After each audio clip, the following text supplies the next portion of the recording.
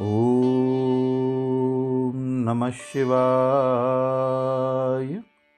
श्रीलिंग महापुराण 17वां अध्याय सृष्टि विस्तार।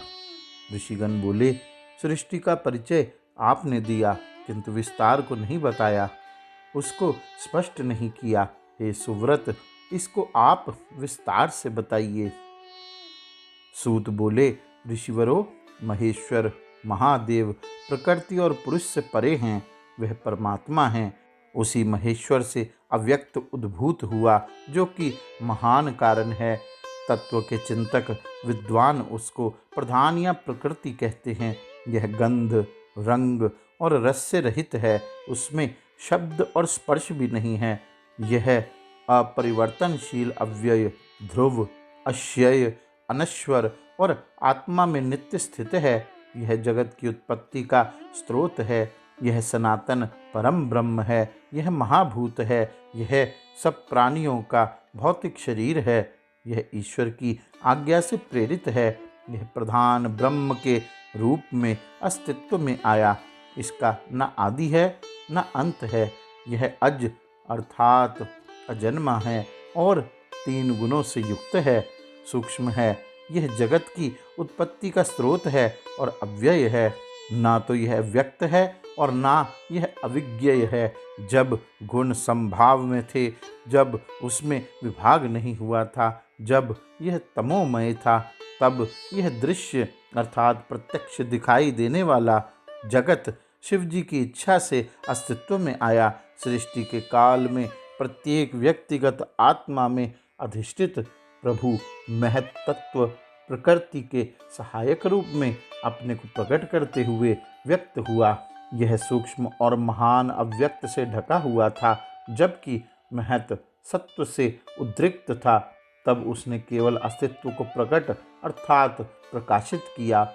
महत को मन के रूप में जानना चाहिए। यह सृष्टि का पूर्ण कारण कहा गया है। यह प्रत्येक व्यक्तिगत आत्मा के ऊपर अधिष्ठित होने के कारण प्रतीक मात्र था। इसके रूप, धर्म आदि जगत के तत्व और अर्थ हैं। सृष्टि करने की इच्छा से प्रेरित होकर महत सृष्टि के क्रियाकलापों को आगे बढ़ाता है। महत मति अर्थात बुद्धि नाम से कहा जाता है। यह मन, ब्रह्म, पुर अर्थात नगर, ख्याति, ईश्वर, प्रज्ञा अर्थात ज्ञान, चिति अर्थात चेतना, स्मृति, संविद और विश्वेश नाम से कहा जाता है। यह मन कहा जाता है क्योंकि यह सब प्राणियों के क्रियाकलापों का फल है। सूक्ष्म से विभक्त होने से इसके क्रियाकलाप अनेक रूप और परस्पर पृथक दिखाई देते हैं। यह महत कहा जाता है क्योंकि यह तत्वों से परिमाप में बड़ा है। यह विश्वेश से और गुणों से महतर है। यह मान को भरण करता है। यह विभागों को करता है। यह भोग से भी संबंध रखता है। अतः यह मति नाम से जाना जाता है।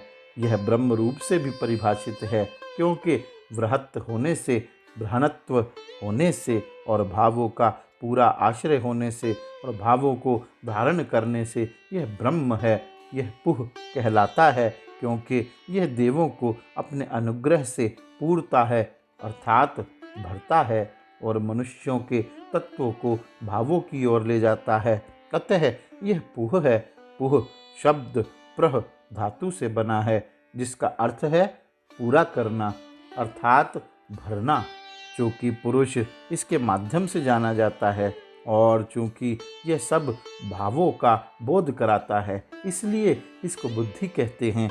क्योंकि ज्ञान पर उपभोग निर्भर करता है और वह उपभोग ज्ञान विष्ट है, अतः उसको ख्याति नाम से भी कहते हैं। महत ज्ञान आदि गुणों के द्वारा ख्याति को प्राप्त होता है, अतः महत का नाम ख्याति भी है। यह महान आत्मा है और प्रत्येक वस्तु को जानता है, अतः इसको ईश्वर भी कहते हैं। यह ज्ञान का अनुगामी है, अतः इसको प्रज्ञा भी कहते हैं। क्योंकि यह ज्ञान आदि रूपों को एकत्र करता है और सब यज्ञ आदि कर्मों के फलों को भी एकत्र करता है, अतः इसको ची धातु से बने पद अर्थात चिति भी कहते हैं। चूँकि यह भूत, वर्तमान और भविष्य के सब कार्यों का स्मरण करता है, अतः इसको स्मृति कहते हैं। इसको सर्वविद इसलिए कहते हैं क्योंकि यह संपूर्ण ज्ञान को जानता है और प्रत्येक वस्तु की महत्ता को जानता है। इसलिए विद धातु से बने विद को जोड़कर इसको सर्वविद कहते हैं। हे मुनीश्वरों, महान व्यक्तियों द्वारा और कारण से भी इसको सर्वविद कहा जाता है।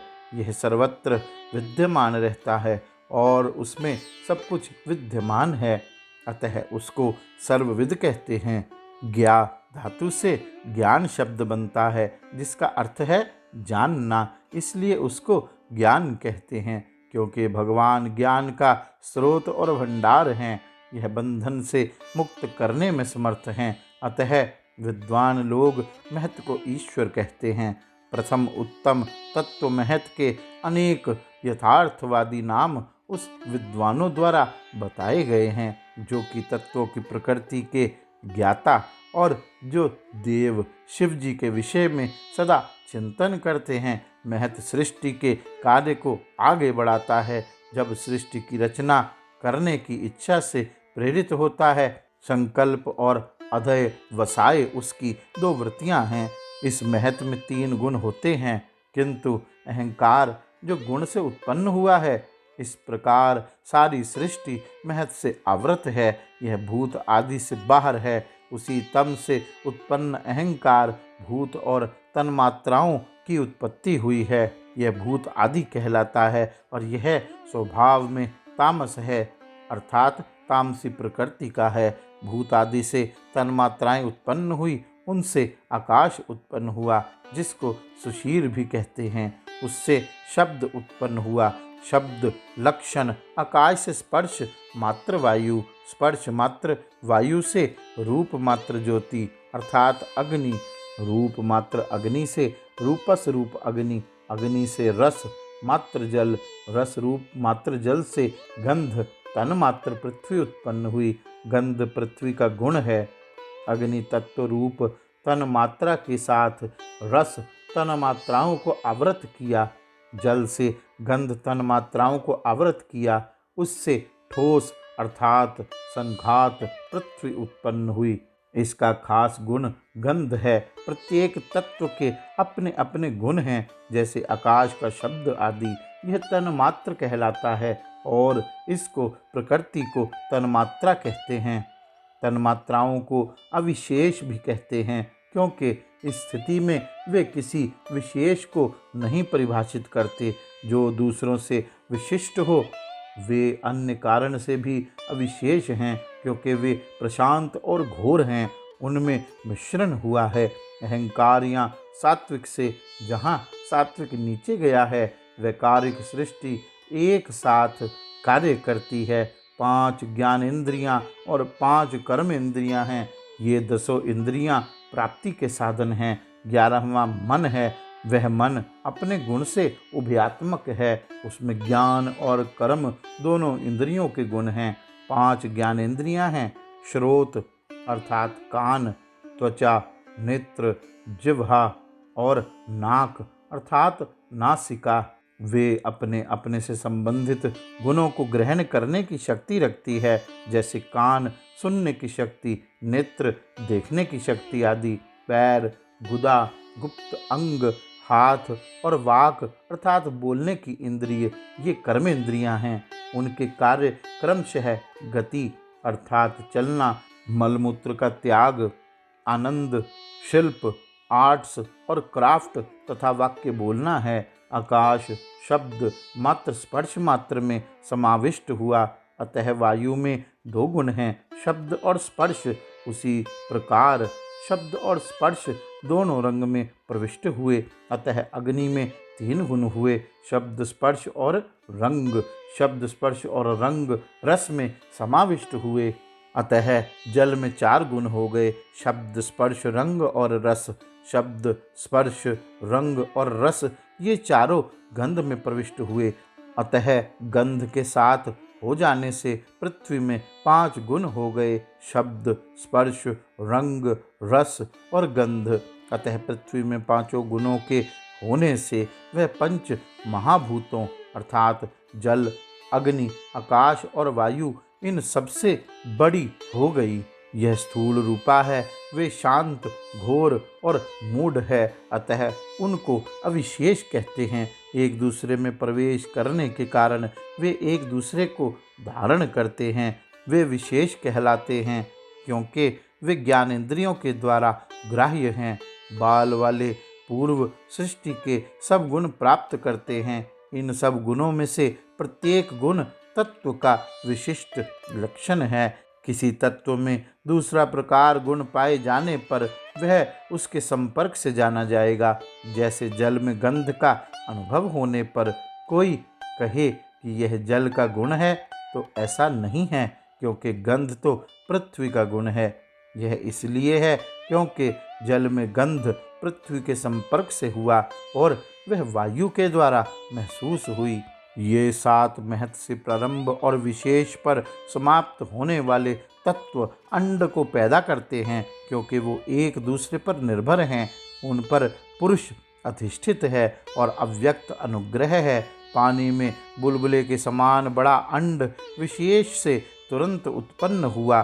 पूरा अंड जल में पड़ा रहा, लेटा रहा। अंड 10 गुना जल से विस्तार में घिरा था।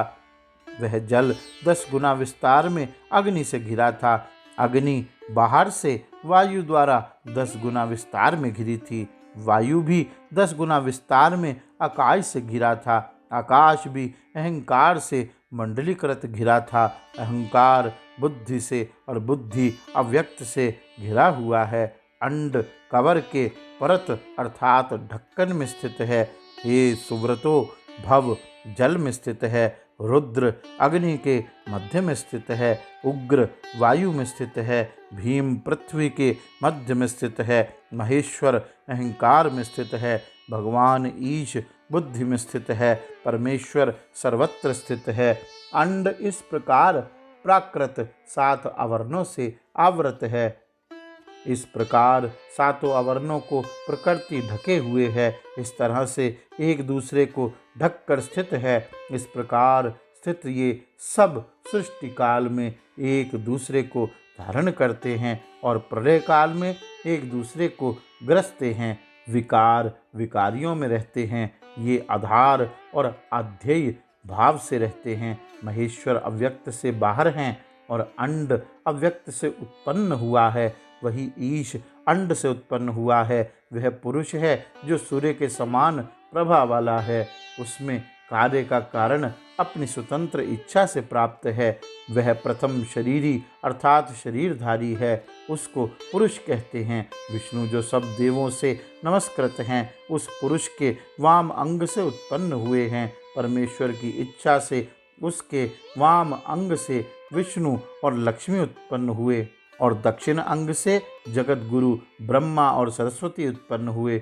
उस अंड में चंद्रमा और सूर्य, तारागणों, ग्रहों, वायु और लोकालोक एवं पर्वत गण सहित स्थित हैं। हे ब्राह्मणों, सृष्टि के लिए जो अत्यावश्यक अंतराल अपेक्षित है वह मैंने तुम सबको बताया। यह परमेश्वर का दिन का समय है, उतने ही काल की उनकी रात्रि भी है। उनके सृष्टि रचना का काल उनका दिन है और प्रलय का काल उनकी रात्रि है। ऐसा मानना चाहिए कि ना तो उनका दिन है और ना रात्रि। लोगों के हित की कामना से सुविधा के लिए ऐसा उपचार किया गया है। बुद्धिमान परमेश के दिन के समय सब पदार्थ ठहरते हैं अर्थात बने रहते हैं। ज्ञानेंद्रियां और उनके विषय अर्थात अर्थ, 5 महाभूत, सब प्राणी, बुद्धि और सब देवता बने रहते हैं। दिन के अंत में वे विलीन हो जाते हैं। रात्रि के अंत में वे फिर उत्पन्न होते हैं। विश्व की उत्पत्ति होती है, जबकि अव्यक्त अपनी आत्मा में स्थित होता है, जबकि विकार विलीन हो जाते हैं। प्रधान और प्रकृति दोनों शांत हो जाते हैं। अपने सामान्य लक्षणों के साथ तम सत्व और रज में समत्व में स्थित होने पर वे एक दूसरे से इस तरह जुड़े होते हैं जैसे ऊन के फंदे से एक दूसरे धागे से फंसे या जुड़े होते हैं। यह जान लेना चाहिए कि गुणों की साम्य स्थिति में लय और विषम स्थिति में सृष्टि होती है। जैसे तिलों में तेल और दूध में घी स्थित रहता है, उसी प्रकार तम, सत्व और रज गुणों में जगत स्थित रहता है। पूरी रात देवी माहेश्वरी के साथ मौज से बिताने के बाद दिन प्रारंभ होने पर सृष्टा सृष्टि की रचना का कार्य प्रारंभ करता है। जब प्रकृति उनसे उद्भूत अर्थात उत्पन्न होती है, वह महेश्वर प्रधान को प्रवेश करके भेदता है और प्रकृति योग के द्वारा उसको शोभित करती है। महेश्वर जगदीश्वर से 3 देवता उत्पन्न होते हैं। वे स्थायी, परम गुह्य और रक्षा के नितांत योग्य, सर्वात्मा और शरीरधारी हैं। यही 3 देव, तीनों गुण, तीनों लोक और तीनों अग्नि हैं। वे परस्पर आश्रित हैं और श्रद्धापूर्वक परस्पर अनुसरण करते हैं। वे आपस में एक साथ जुड़े हैं और आपस में एक दूसरे को धारण करते हैं। उनमें एक क्षण का भी वियोग नहीं होता। शिव परम देव हैं, विष्णु बुद्धि से बाह्य या ऊपर हैं, ब्रह्मा रजोगुण से युक्त हैं, वह सृष्टि के प्रारंभ का कार्य करते हैं। वह पुरुष पर और प्रकृति परा नाम से जानने के योग्य है। महेश्वर से अधिष्ठित होकर चारों ओर प्रेरित होने पर वह कार्य करना प्रारंभ करती है। बुद्धि का मूल तत्व इसका अनुमान करके कार्य करता है, इसलिए यह स्थायी और सूक्ष्म है। यह ज्ञान के विषय को स्वयं आश्रय देता है। जब प्रधान के गुणों में विषमता होती है तो उससे सृष्टि का काल प्रवर्तित होता है। वह ईश्वर से अधिष्ठित और अस्तित्व अनस्तित्व का रूप होता है, अर्थात सत और असत होता है। रुद्र कार्य के करने में पूर्ण रूप से तैयार हो गए। वे अपने तेज से अनुपम थे, बुद्धिमान और प्रकाशक। वह वास्तव में प्रथम शरीरधारी आत्मा और पुरुष कहे गए। उनसे चतुरानन प्रजापति ब्रह्मा उत्पन्न हुए, इसलिए वे सृष्टि के कार्य को करने में पूर्ण समर्थ हुए। इस प्रकार एक ही महादेव तीनों रूपों में स्थित हुए। वह सीधे ज्ञान और ऐश्वर्य से और अप्रतिम ज्ञान और वैराग्य से युक्त हैं। भावना वशीकृत होने से, कर्म तीनों गुणों की प्रकृति पर निर्भर होने से उनके मन में जो अभिष्ट हुआ वह अव्यक्त से उत्पन्न हुआ। अज देवता प्रजापति ब्रह्मा की अवस्थाएं हैं। वे चतुर्मुख ब्रह्मा के रूप हैं। काल के रूप में वे सृष्टि के संहारक हैं। वे सहस्त्र शिवधारी पुरुष भी हैं। ब्रह्मा के रूप में सृष्टि की रचना करते हैं। काल के रूप में वे उस सृष्टि का विनाश करते हैं। पुरुष के रूप में वे उदारशील रहते हैं। यह ब्रह्मा की 3 अवस्थाएं हैं। ब्रह्मा के भीतरी भाग आभा से युक्त हैं। रुद्र प्रलय काल की कालअग्नि के समान हैं। पुरुष कमल नयन हैं। वे महान आत्मा का रूप हैं। महेश्वर एक शरीर, 2 शरीर, 3 शरीर और अनेक शरीर धारण करते हैं। वे इन शरीरों को बनाते हैं और नष्ट भी करते हैं। वे अपनी लीला से उनको विकृत भी करते हैं। महेश्वर विभिन्न आकार के शरीरों को उत्पन्न करते हैं। उसके आकारों, कार्यों, रूपों और नामों को नष्ट करते हैं। वह 3 रूपों को धारण करते हैं, अतः वे त्रिगुण कहलाते हैं। जब वह 4 भाग में विभक्त होते हैं तब वे चतुर्व्यूह कहलाते हैं। वह आत्मा भी कहे जाते हैं क्योंकि वह ज्ञान से विषयों को प्राप्त करते हैं, ग्रहण करते हैं तथा विषय को खाते हैं अर्थात निगलते हैं, फिर भी उनका सतत अस्तित्व है। उनको ऋषि कहा जाता है क्योंकि वह सब जगह जाते हैं। वे शरीर हैं क्योंकि वह शरीरी के स्वामी हैं। वे विष्णु कहलाते हैं क्योंकि वह सर्वत्र प्रवेश करते हैं। उनको भगवान भी कहा जाता है क्योंकि वे भग अर्थात ऐश्वर्य और यश से मुक्त हैं। उनको शिवजी भी कहते हैं क्योंकि वे निर्मल हैं। उनको प्रमाण भी कहा जाता है क्योंकि वे प्रसिद्ध हैं। रक्षा करने के कारण उनको ओम कहते हैं। वह सर्वज्ञ कहलाते हैं क्योंकि वे सब कुछ भली भांति जानते हैं। वह सर्व भी कहलाते हैं क्योंकि वे सर्वमय हैं। वे अपने को 3 भागों में बांटकर तीनों लोकों में कार्य करते हैं। 3 रूपों से स्वयं उत्पन्न करते हैं, ग्रसते हैं और रक्षा करते हैं। आदि में होने से वे आदिदेव कहलाते हैं। वे अज कहलाते हैं क्योंकि उनका जन्म नहीं हुआ। वह प्रजा अर्थात लोगों की रक्षा करते हैं, अतः उनको प्रजापति कहते हैं। देवों में सबसे महान होने से उनको महादेव कहा जाता है। देवताओं में सर्वत्र व्याप्त होने के कारण और सबको अपने वश में करने के कारण वह ईश्वर कहलाते हैं। बृहत होने के कारण वह ब्रह्मा कहलाते हैं। अपने अस्तित्व के कारण वह भूत कहलाते हैं। वह पुरी में सोते हैं, अतः उनको पुरुष कहा जाता है। क्षेत्र के ज्ञान होने के कारण उनको क्षेत्रज्ञ और एक होने के कारण केवल कहा जाता है। अनादि होने और अपूर्व होने के कारण उनको अज कहते हैं। पूजा के योग्य होने से उनको यज्ञ और इंद्रियों से ना दिखाई देने वाली वस्तु को देखने के कारण उनको कवि कहा जाता है। उनको क्रमण कहते हैं क्योंकि वे सबकी पहुँच में हैं। सबको पालन करने के कारण वे पालक हैं। कपिल वर्ण के होने के कारण उनको आदित्य कहते हैं।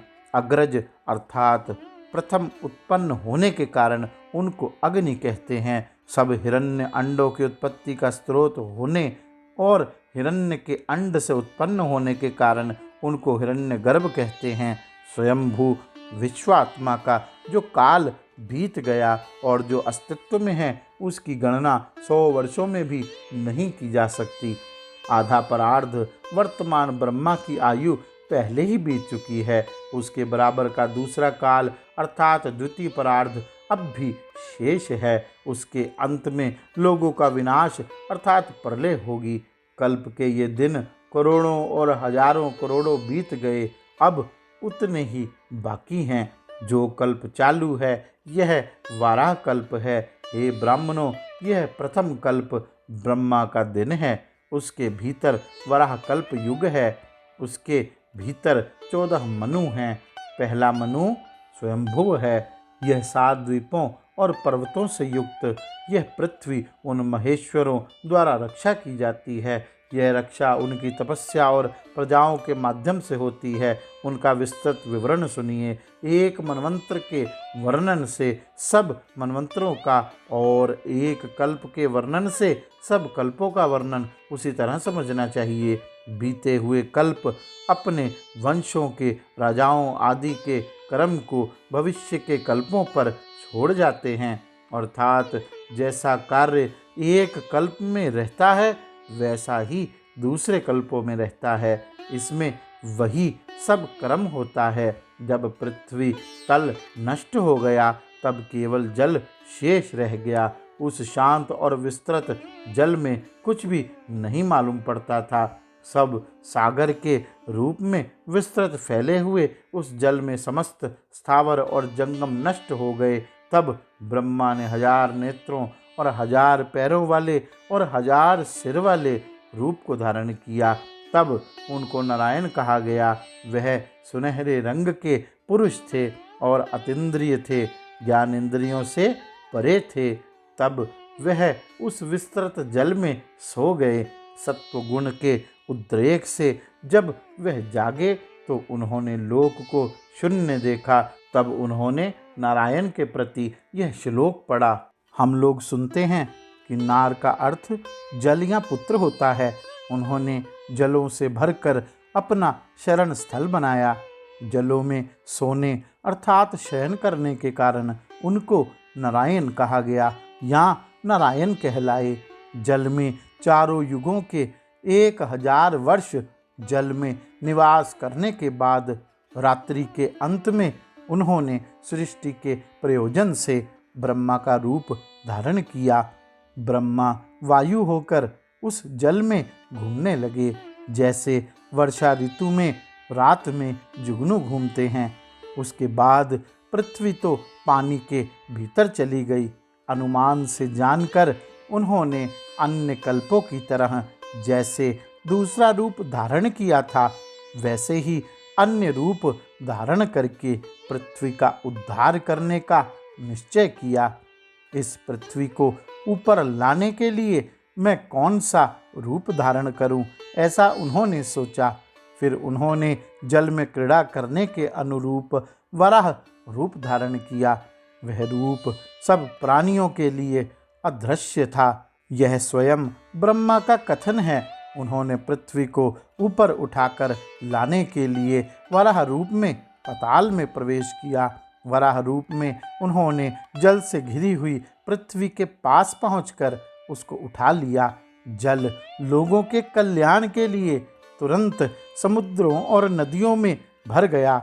ब्रह्मा ने पृथ्वी को टेढ़े दांतों पर उठाकर रख लिया, जो कि पाताल लोक में जल में डूबी हुई थी। पृथ्वी को भगवान विष्णु अपने मूल स्थान पर लाए और जैसे वह पहले थी वैसे ही रखकर छोड़ दिया। वह पृथ्वी जल के समूह पर एक जहाज की तरह स्थित हो गई। अपने भारी शरीर के कारण वह जल में फिर डूब न सकी। उसके बाद कमल नयन ब्रह्मा ने जगत की स्थापना की इच्छा से पृथ्वी के विभाग की ओर अपना ध्यान दिया। उन्होंने पृथ्वी को समतल किया और पर्वतों को संग्रहित किया। जबकि पिछली सृष्टि प्रलय काल में अग्नि द्वारा जल गई थी, पर्वत भी विस्तृत क्षेत्र में बिखर गए थे। जल के समुद्र के समान फैले हुए विस्तृत जल में शीत के कारण वायु के झोंकों से तितर बितर हुए पर्वतों के टुकड़ों के ढेर लग गए थे। जहाँ कहीं भी वे जमा हुए वे पर्वत हो गए। पर्वतों को अचल कहते हैं क्योंकि वे कभी चलते नहीं। वे पर्वत कहलाते हैं क्योंकि उनमें पर्व अर्थात गांठें होती हैं। वे निगीर्ण होने के कारण गिरि कहे जाते हैं। वे शिलोच्य कहलाते हैं क्योंकि वे भूमि पर लेटे रहते हैं। उसके बाद जब करोड़ों पर्वत इधर उधर बिखरे थे तो देवताओं के शिल्पी विश्वकर्मा ने इनका प्रत्येक कल्प में पुनः पुनः वर्गीकरण किया। उन्होंने तब समुद्रों और पर्वतों सहित इस पृथ्वी को 7 द्वीपों में विभाजित किया। उसके बाद भू आदि 4 लोकों को बनाया। लोकों को बनाने के बाद अज ब्रह्मा, जो कि विविध प्रकार की प्रजाओं की सृष्टि के लिए इच्छुक थे, तब सृष्टि की रचना प्रारंभ किया। उन्होंने कल्प के प्रारंभ में प्रत्येक वस्तु को उसी प्रकार बनाया जैसे कि वह पहले कल्प में थी। जब उन्होंने बुद्धिपूर्वक सृष्टि की रचना के लिए ध्यान किया, उसी समय महान आत्मा ब्रह्मा से तम मोह अर्थात माया, महामोह, तामिस्त्र और अंधतामिस्त्र, ये 5 अवस्थाओं में उत्पन्न हुए। स्वाभिमानी ब्रह्मा द्वारा ध्यान करने पर 5 प्रकार की सृष्टि हुई। तम से आवृत, आधी खुली और आधी ढकी, बीज के अंकुर की तरह, जिनमें बाहर या भीतर प्रकाश नहीं था, जो स्तब्ध और निसंज्ञ बुद्धि द्वारा ढके होने से उनको संवृत अवस्था कही गई। वे अचल कोटि के हैं, जैसे पर्वत आदि। इस दशा में प्रथम सृष्टि देखकर और कार्य के लिए बेकार समझकर ब्रह्मा मन में असंतुष्ट हुए और दूसरे के विषय में सोचा। इसके विषय में ध्यान करने पर त्रियक स्त्रोत सृष्टि उत्पन्न हुई। त्रियक स्त्रोत होने से वह त्रियक कही गई।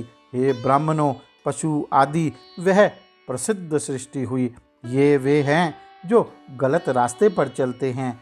तब फिर ब्रह्मा ने ध्यान किया तो सात्विक सृष्टि विकसित हुई। यह तीसरी सृष्टि गंधर्वों की थी, जो उधर्व स्त्रोत थे। वे ऊपर की ओर कार्य करते थे, अतः गंधर्व कहलाए। इस श्रेणी में आने वाले अधिकांश प्रसन्न और सुखी थे। वे बाहर और भीतर दोनों ओर से संवृत और प्रकाशित हैं। वे सत्व गुण के संयोग से उत्पन्न हुए, अतः वे सात्विक कहलाए। यह देव सृष्टि है। गंधर्वों की श्रेणी में उत्पन्न सृष्टि बाहर और भीतर दोनों ओर से तेजोमय है। उधर्व स्त्रोता सृष्टि के लोग विद्वानों द्वारा संतुष्ट आत्मा कहे गए हैं। जब गंधर्वों की श्रेणी में देवों की सृष्टि हो गई तो वरदाता ब्रह्मा मन से प्रसन्न हो गए। फिर भी उन्होंने दूसरी सृष्टि के विषय में ध्यान किया। उन्होंने ऐसी सृष्टि पर विचार किया जो कि साधक हो सके, कार्य के लिए उपयुक्त होगी। सत्यपूर्ण ध्यान करने वाले ब्रह्मा थे। उस समय अर्वाक स्त्रोत साधक सृष्टि स्वयं अव्यक्त प्रकृति से उत्पन्न हुई। चूँकि यह अर्वाक नीचे की ओर कार्य करती है, अतः यह अर्वाक स्त्रोत कहलाई। उसको अर्वाक स्त्रोत कहा गया। वे मानव हैं जो बाहर और भीतर प्रकाश बहुल हैं। वे तमोगुण से मिश्रित रजोगुण प्रधान हैं, इसलिए ये दुख बहुल हैं और वे बारंबार अपने कार्य करते हैं। वे मानव बाहर और भीतर से संवृत हैं, सक्रिय हैं। वे अपने अपने लक्षणों के माध्यम से 8 श्रेणियों में विभाजित हैं। वे मनुष्य हैं जो गंधर्वों के सहधर्मी हैं। उन्होंने गंधर्वों के समान गुणों के साथ आत्माओं की अनुभूति की है। इस प्रकार अर्वाक स्त्रोत सृष्टि को तेजस कहा जाता है। इस नाम से उसको पुकारते हैं। 5वीं सृष्टि अनुग्रह है। यह विप्रय, शक्ति, सिद्धि और तुष्टि भेद से 4 प्रकार से व्यवस्थित है। स्थावरों में विप्रय से त्रियक योनि, पशु में शक्ति से, मनुष्यों में अपने आत्माओं के अनुभव से, देवों और ऋषियों में तुष्टि से विभाजित किए गए हैं। इस ऋषि के समूह को प्राकृत कहते हैं, क्योंकि प्रकृति के आधार पर यह विभाजन है। यह प्रकृत सृष्टि है। यह सृष्टि उत्तम है। सिद्धों और ऋषियों की आदि की सृष्टि 6वीं है। सामान्य मनुष्यों, ऋषियों आदि से पृथक है। भूतादिकों और भूतों की सृष्टि 7वीं सृष्टि है। 6वीं सृष्टि जिसमें ऋषिगण का प्रतिनिधित्व है। वे जानते हैं कि अतीत काल में क्या हुआ, वर्तमान में क्या हो रहा है और भविष्य में क्या होगा। यद्यपि वे अपने कर्मों के फल, सुख, दुख, आनंद आदि को भोगते हैं, फिर भी वे विरागी हैं। यह सृष्टि विप्रय और भूत आदि की शक्ति से श्रेणीबद्ध है। प्रथम ब्रह्मा की सृष्टि है। उसके आगे तन्मात्रों की सृष्टि है, जिसको भूत सर्ग कहते हैं। वैकारिक या ऐन्द्रिक, ये 3 प्रकृत सर्ग बुद्धिपूर्वक हैं, अर्थात बुद्धि से विकसित हुए हैं। चतुर्थ मुख्य सर्ग स्थावर मुख्य है। उसके बाद त्रियक, उधर्व, अर्वाक स्त्रोत, अनुग्रह, ये 8 क्रमशः हैं। ये सात्विक और तामस दोनों हैं। इस तरह 5 व्यकृत प्रकार और 3 प्राकृत प्रकार मिलकर कुल 8 प्रकार की सृष्टियां हैं। 9वीं सृष्टि कौमार नाम की है। 3 प्राकृत सृष्टियां अबुधि सृष्टि के पूर्व की हैं, लेकिन अन्य क्रमांक 4 से 9 तक की सृष्टियां बुद्धिपूर्वक हैं। अब मैं अनुग्रह सृष्टि को विस्तार से बताऊंगा, उसको समझो। यह संपूर्ण प्राणियों में 4 प्रकार से स्थित है। प्राकृत और वैकारिक सृष्टियां मिलकर 9 हैं। वे बुद्धिमान लोग कारणों के माध्यम से परस्पर संबद्ध हैं। आगे ब्रह्मा ने समान मानस पुत्रों को पैदा किया।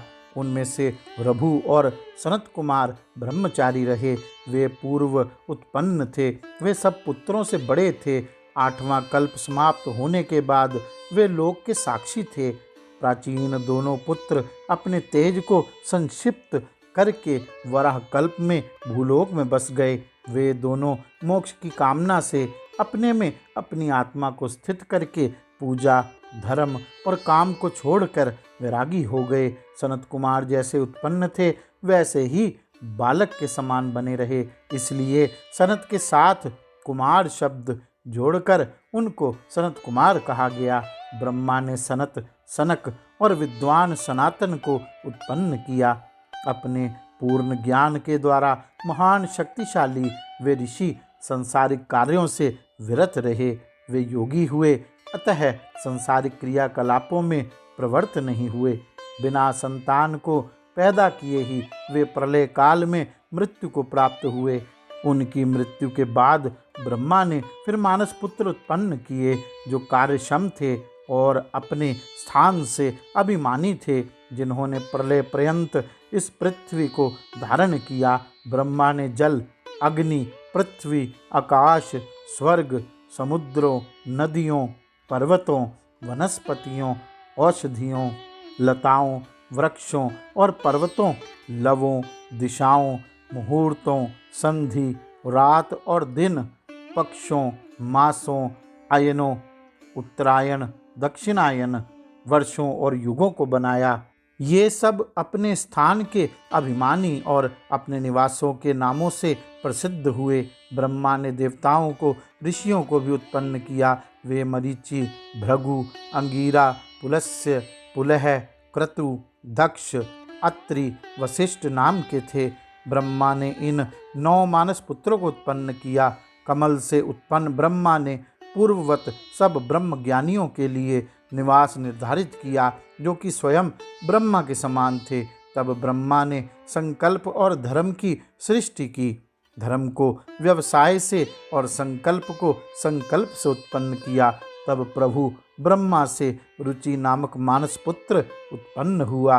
ब्रह्मा ने अपने प्राण से दक्ष को और अपने नेत्रों से मरीचि को उत्पन्न किया।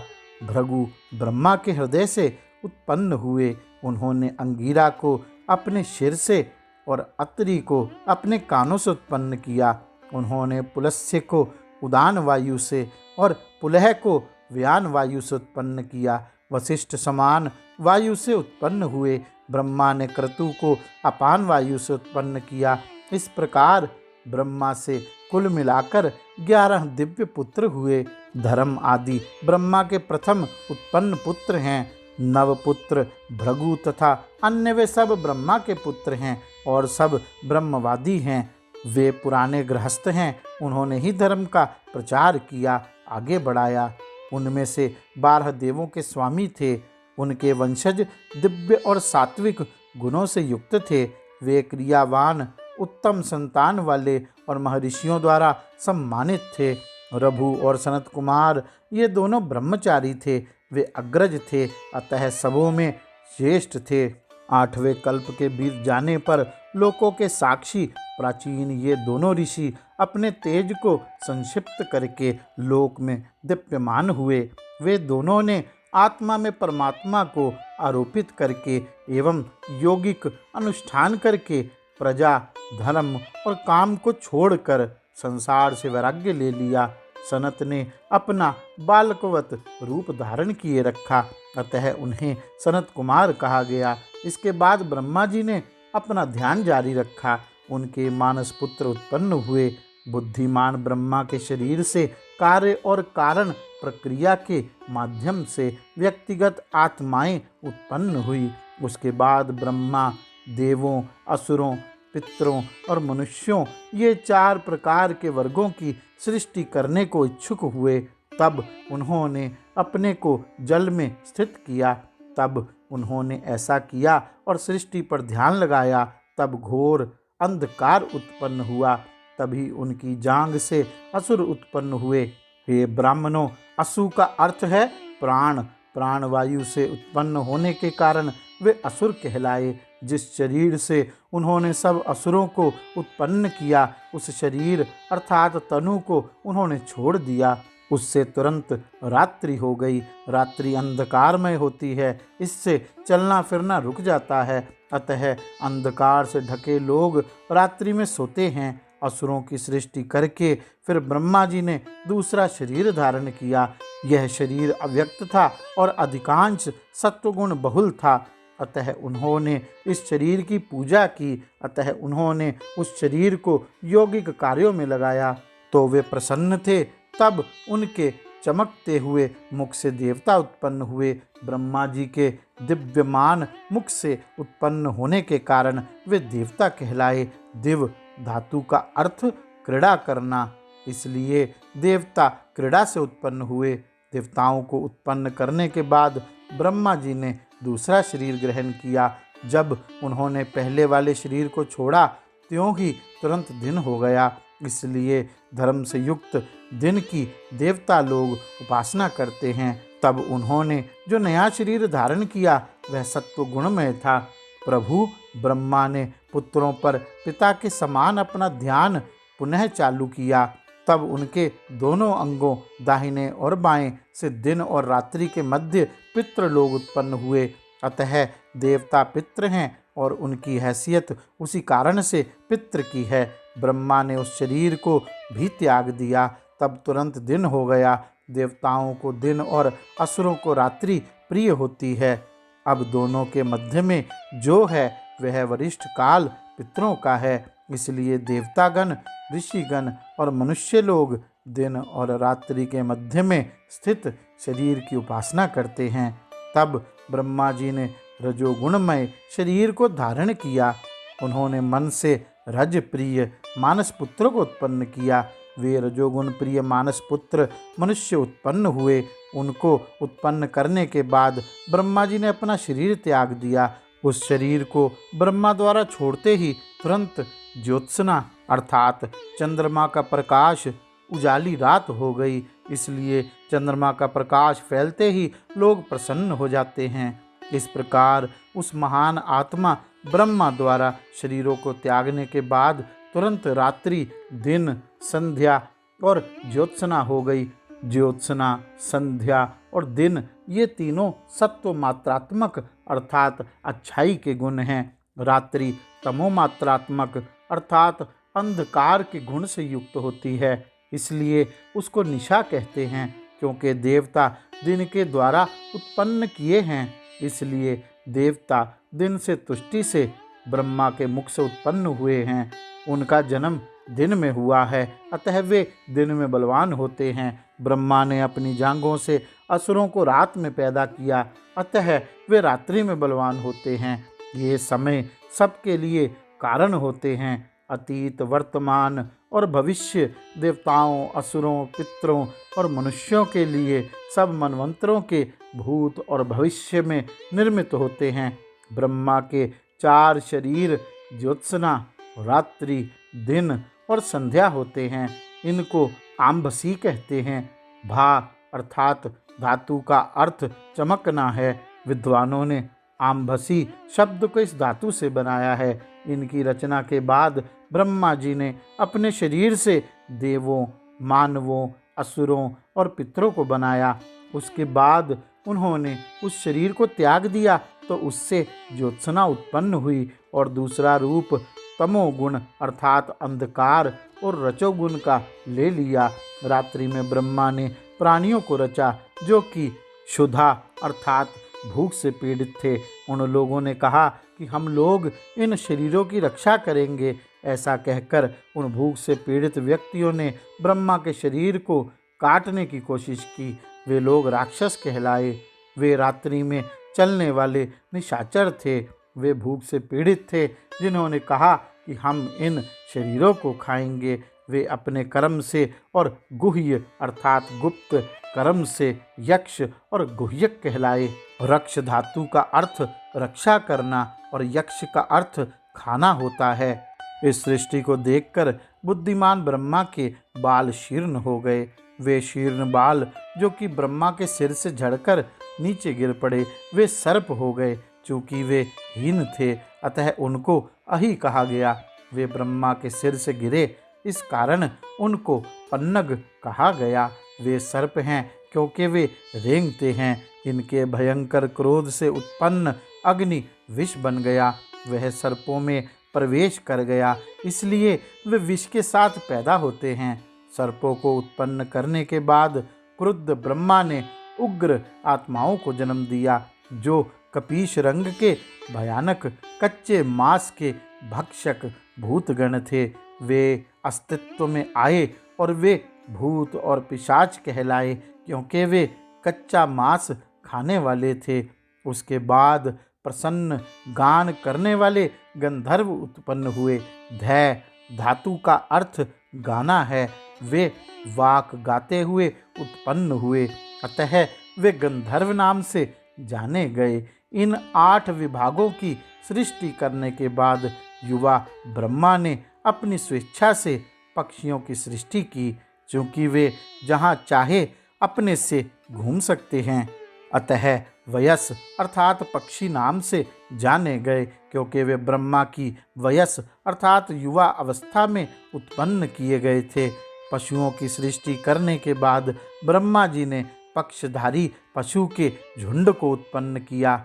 उन्होंने अपने मुख से बकरियों की सृष्टि की, अपनी छाती से भेड़ों को, अपने उदर और पार्श्व से गायों और बैलों को उत्पन्न किया। उन्होंने अपने पैरों से घोड़ों, हाथियों, गधों, आव्यों, मृगों, ऊँटों, खच्चरों और अन्य प्रकार के जंगली जानवरों की सृष्टि की।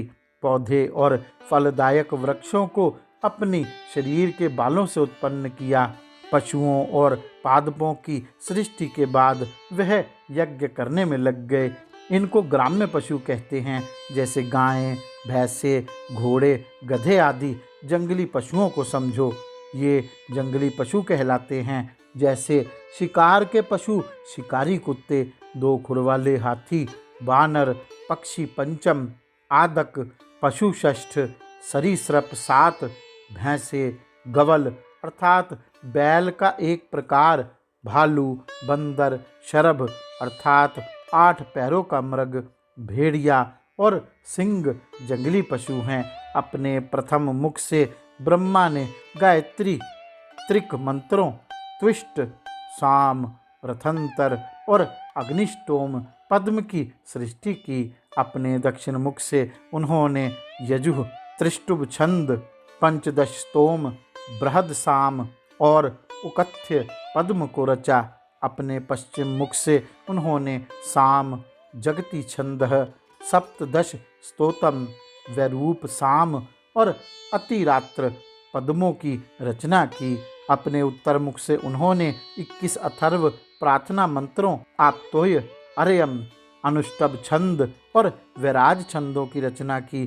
कल्प के प्रारंभ में प्रभु ब्रह्मा ने विद्युत, वज्र, मेघों, रोहित, इंद्रधनुषों और तेज अर्थात ज्योतिगण की रचना की। ब्रह्मा के अंगों से उच्च और अवच अर्थात नीचे के प्राणी उत्पन्न हुए।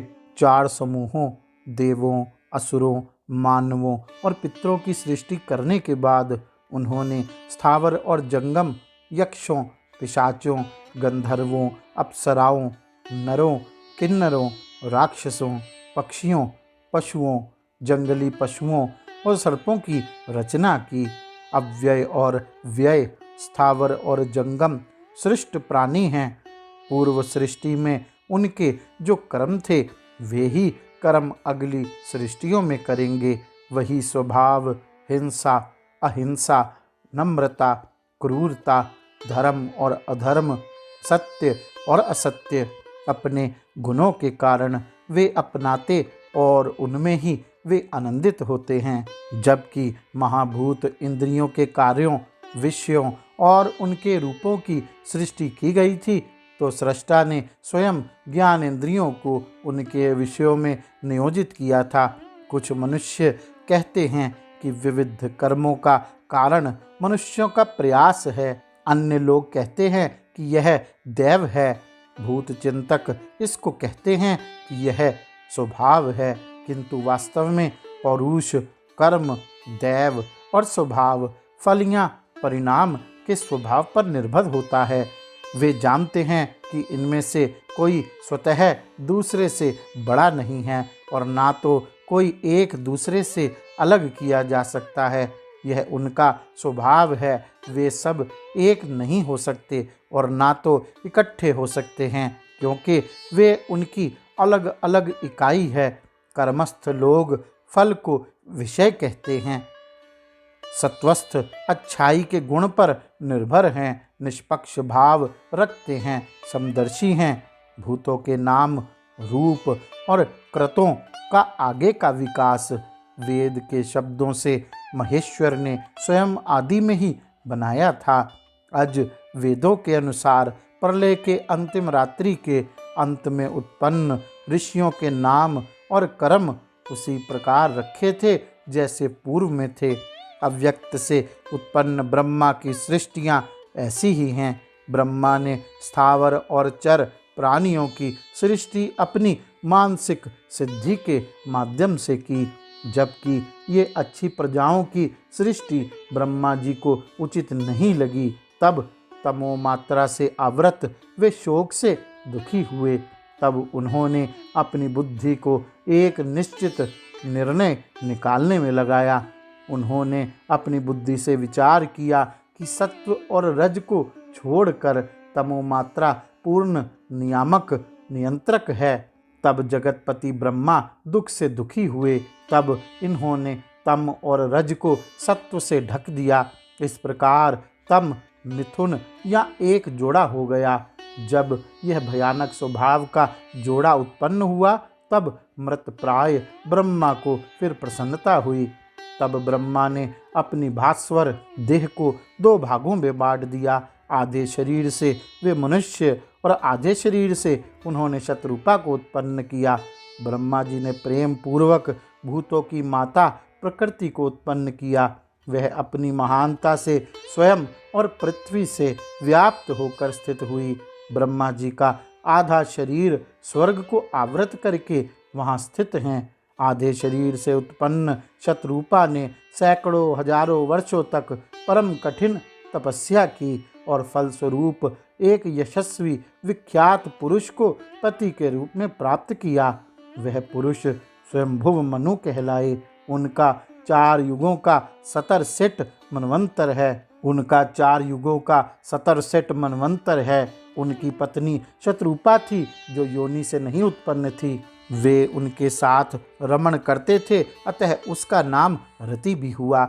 2 आत्माओं का परस्पर संपर्क कल्प के प्रारंभ में हुआ, जबकि ब्रह्मा जी ने विराट को उत्पन्न किया। वे विराट पुरुष हुए। शत्रुपा प्रभावित थी। विराट का पुत्र स्वयंभुव मनु नाम से विख्यात हुआ। वैराज मनु ने प्रजाओं की सृष्टि की। वीर पुत्र विराट अर्थात वैराज से शत्रुपा ने 2 पुत्रों को जन्म दिया। प्रियव्रत और उत्तानपाद नामक वे दोनों लोकों द्वारा सम्मानित हुए। शत्रुपा ने 2 पुत्रियों को भी जन्म दिया, जिनसे ये प्रजा उत्पन्न हुई। उनके नाम आकुति और प्रसूति थे। स्वयंभुव मनु ने प्रसूति को दक्ष को दे दिया। दक्ष प्राण नाम से भी प्रसिद्ध हुए। उनको संकल्प मनु भी कहते हैं। उन्होंने आकुति को रुचि प्रजापति को दे दिया। ब्रह्मा के मानस पुत्र रुचि से आकुति के यज्ञ और दक्षिणा नामक जुड़वा संतानें उत्पन्न हुई। यज्ञ ने दक्षिणा से 12 पुत्रों को प्राप्त किया। स्वयंभू मनवंतर में उनके पुत्र देवयज्ञ उत्पन्न हुए। उनको यम भी कहते हैं, अतः वे याम भी कहलाते हैं। ब्रह्मा जी ने अजीत और शुक्र नामक 2 गणों को बनाया। याम लोग जो पहले उत्पन्न हुए थे, वे स्वर्ग में निवास करने लगे। स्वयंभू की कन्या प्रसूति के दक्ष के 24 कन्याएं उत्पन्न हुई, जो लोकों की माता हुई। वे सब महाभाग्यशालिनी, कमल के समान नेत्र वाली, भोगवती और योगिक मात्राएं थी। वे सब ब्रह्मवादिनी और विश्व माताएं थी। दक्ष की 13 कन्याओं को धर्म ने अपनी पत्नियां बनाया। उसके नाम श्रद्धा, लक्ष्मी, धृति, तुष्टि, पुष्टि, मेघा, क्रिया, बुद्धि, लज्जा, वपु, शांति, सिद्धि और कीर्ति थे। दक्ष की इस कन्याओं को धर्म ने अपनी पत्नियां बनाया। उनकी छोटी कन्याएं सुंदर नेत्र वाली थी।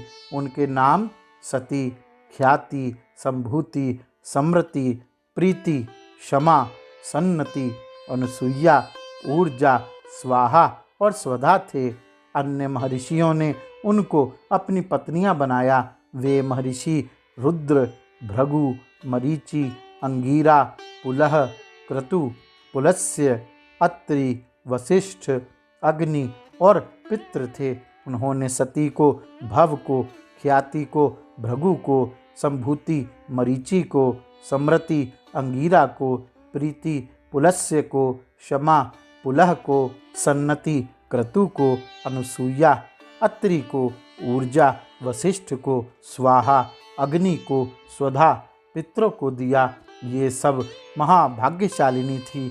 उन्होंने सब मनवंतरों में अपनी संतानें उत्पन्न की जब तक कि प्रलय नहीं हुई। अब उनकी संतानों के विषय में सुनिए। श्रद्धा ने कर्म को जन्म दिया। लक्ष्मी का पुत्र दर्प था। धृति का नियम, तुष्टि का संतोष, पुष्टि का लोभ, मेघा का श्रुत, क्रिया के दंड और समय 2 पुत्र, बुद्धि के बोध और लज्जा के विनय, वसु के व्यवसाय, शांति के क्षेम, सिद्धि के सुख, कीर्ति के यश उत्पन्न हुए। ये धर्म के पुत्र थे। हर्ष काम का पुत्र प्रीति से उत्पन्न हुआ। इस प्रकार धर्म की संतानों को बताया गया। हिंसा ने धर्म से निकृति और अनरत को जन्म दिया। निकृति के भय और नरक पुत्र उत्पन्न हुए। माया और वेदना निकृति के जुड़वा संतानें थी। माया ने प्राणियों के संहार करता मृत्यु को जन्म दिया। वेदना का पुत्र दुख रौरव से उत्पन्न हुआ। माया ने व्याधि, जरा, शोक, क्रोध और असूया उत्पन्न किया। दुख से अंत होने ऊपर के सब अधर्म लक्षण वाले पुत्र थे। इनकी पत्नियां और पुत्र नहीं थे। ये नित्य स्थायी रूप से ब्रह्मचारी थे। इस प्रकार तामसी सृष्टि अधर्म से विकसित हुई थी। अधर्म ही उनका नियंत्रण करने वाला था। ब्रह्मा ने नील लोहित शिव जी को प्रजाओं की सृष्टि का निर्देश दिया था। अपनी पत्नी सती का ध्यान करते हुए उन्होंने अपने समान न कम न अधिक 1000 मानस पुत्रों को जन्म दिया। वे रूप, तेज, शक्ति और ज्ञान में उनके समान थे। वे पिंगल वर्ण के थे। वे निशंग सहित थे। उनके जटाजूट थे। वे कपालधारी थे। उनके आकार भी विशिष्ट थे। उनके बाल हरे थे। वे अपने नेत्रों से हत्या कर सकते थे। वे महारूप, विशालकाय और विरूप थे। वे विश्वरूप थे। उनके अपने रूप थे। उनके पास रथ, ढाल, कवच और वरूथ थे। उनके सैकड़ों और हजारों भुजाएं थी। वे स्वर्ग में, आकाश में जा सकते थे और पृथ्वी पर विचरण कर सकते थे। उनके सहस्त्र शिर थे, 8 टेढ़े दांत, 2 जीभ और 3 नेत्र थे। वे अन्न और कच्चा मांस खाने वाले थे। वे घी और सोम पीने वाले थे। कुछ सुंदर थे, कुछ के बड़े खोपड़े थे, कुछ नीललोहित थे। वे ब्रह्मचारी थे। वे हव्य के खाने वाले थे। वे धर्म से संबंध थे। वे धार्मिक थे और मोर के पंखों को गदाओं में खोसे हुए थे। कुछ बैठे थे, कुछ 5 के समूहों को बनाकर दौड़ रहे थे। ऐसे हजारों समूह थे। कुछ अध्यापक थे, कुछ विद्यार्थी थे, अन्य जप कर रहे थे या योगाभ्यास कर रहे थे। कुछ धूमवान और दीप्तमान थे। कुछ नदियों पर निर्भर थे। कुछ बहुत तेजोमय थे। अन्य कुछ वृद्ध और बुद्धिमान थे। वे बृहद ध्यान में तल्लीन थे। वे शुभ दर्शन थे। वे नील गर्दन वाले थे। उनके हजारों नेत्र थे। वे करुणा की और क्षमा की खान थे। वे लोगों द्वारा अदृश्य थे। वे महायोगी और महातेजस्वी थे। उनमें से हजारों इधर उधर घूमते थे, दौड़ते और इधर उधर कूदते थे। शिव ने इन उत्तम देव रूप रुद्रों को एक याम के भीतर उत्पन्न किया। ब्रह्मा जी ने इनको देखकर कहा कि ऐसी सृष्टि मत करो। हे देव, तुमको नमस्कार है। ऐसी संतानों की, अपने समान संतानों की सृष्टि ना कीजिए। तुम्हारा कल्याण हो। हे महाराज, अपने तुल्य प्रजा की सृष्टि ना करो। मृत्यु युक्त सृष्टि की रचना करो। मृत्यु रहित प्रजा धार्मिक पवित्र कृत्य नहीं करेगी। ब्रह्मा द्वारा ऐसा कहने पर महादेव जी ने कहा, मैं मृत्यु सहित प्रजा और वृद्धापन युक्त सृष्टि नहीं करूँगा। तुम्हारा कल्याण हो। मैं तुम्हारे पास हूँ। तुम स्वयं की सृष्टि करो। यह जो मैंने विरूप नील लोहित हजारों हजार लोगों की सृष्टि की है, ये महान शक्ति संपन्न रुद्रगण होंगे। जो ये रुद्र नाम के महाबली देवता होंगे, ये पृथ्वी, आकाश और चारों दिशाओं में फैल जाएंगे। 1000 रुद्र यज्ञों के याज्ञिक होंगे। ये सब देवगणों के साथ यज्ञों में भेंट के भागीदार होंगे। वे एक युग के अंत तक रहेंगे। वे विविध मनवंतरों में देवताओं के साथ पूजित होंगे। बुद्धिमान महादेव द्वारा ऐसा कहे जाने पर ब्रह्मा ने प्रसन्न होकर उनको प्रणाम करके कहा, हे प्रभु, जैसा आपने कहा वैसा ही हो, आपका कल्याण हो। ब्रह्मा के ऐसा कहने के बाद सब कुछ उसी प्रकार से हुआ। उस दिन से देवताओं के स्वामी रुद्र ने प्रजाओं की सृष्टि नहीं की। वह स्थानुवत रहे और प्रलय होने तक ब्रह्मचारी बने रहे। महेश्वर पुरुष सूर्य के समान तेज वाले शिव ने चूंकि स्थितोस्मि में खड़ा हूँ ऐसा कहा, इसलिए वे स्थानु कहलाए। उसका आधा शरीर नारी का है, तेज से वह अग्नि के समान है। उन्होंने स्वेच्छा से अपने शरीर को 2 भागों में बांटा, एक अलग नारी रूप और एक अलग पुरुष। वही परमेश्वर 11 आधे भाग में स्थित हैं। शंकर की महाभाग्यशालिनी अर्धांगिनी जो पहले महादेवी कही गई, वे लोकों के कल्याण के लिए सती हो गई। वह देवी पहले दक्ष द्वारा आराधित थी। सृष्टि के कार्य के लिए 2 भागों में विभाजित दाहिना आधा भाग श्वेत और बायां आधा भाग लोहित अर्थात काला था। शिव ने पूछे जाने पर कहा, हे ब्राह्मणों, उसने अपने को सफेद और काला 2 भागों में विभक्त किया है। शिव ने पूछे जाने पर कहा, हे ब्राह्मणों, उसने अपने को सफेद और काला 2 भागों में विभक्त किया है। मैं उनके नाम बताता हूँ, ध्यान पूर्वक सुनो। वे नाम हैं स्वाहा, स्वधा, महाविद्या, मेधा, लक्ष्मी, सरस्वती, सती, दाक्षायणी, विद्या, इच्छा, शक्ति, क्रियात्मिका, अपर्णा, एकपर्णा, एक पाटला, उमा, हेमवती, कल्याणी, एकमात्र का, ख्याति, प्रज्ञा, महाभागा, गौरी, गणाम्बिका, महादेवी, नंदिनी और जात वेदसी। ये कुछ नाम हैं जब वह एक थी अर्थात 2 भागों में विभक्त नहीं थी। उसके बाद उन्होंने अपने को 2 भागों में विभक्त किया।